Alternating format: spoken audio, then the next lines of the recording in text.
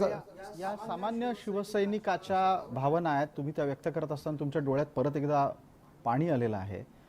इतकी वेदना घेऊन हा शिवसैनिक नक्की निवडणुकीत काय करणार आहे? तुमचा प्रश्न महत्त्वाचा आहे. आता कसं झालं आमचं, सहनही होत नाही आणि सांगता येत नाही. कारण हा बाळासाहेबांचा मुलगा नालायक निघाला नसता ते वेळ नसते आली. तुम्हाला मी प्रामाणिकपणे सांगू एक गोष्ट, एक आमच्याकडनं मोठी चूक झाली नेत्यांकडनं त्यावेळेच्या, की त्यांनी राज ठाकरेच्या हातातून पक्ष काढून उद्धव ठाकरेला अध्यक्ष केला.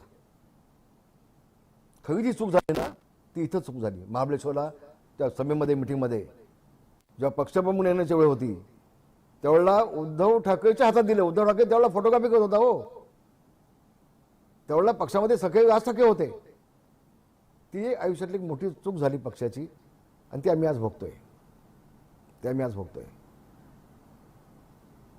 आणि दुसरी गोष्ट सांगतो, मी सल्ला देणार नाही, राज ठाकरे इतका मोठा मी नाही.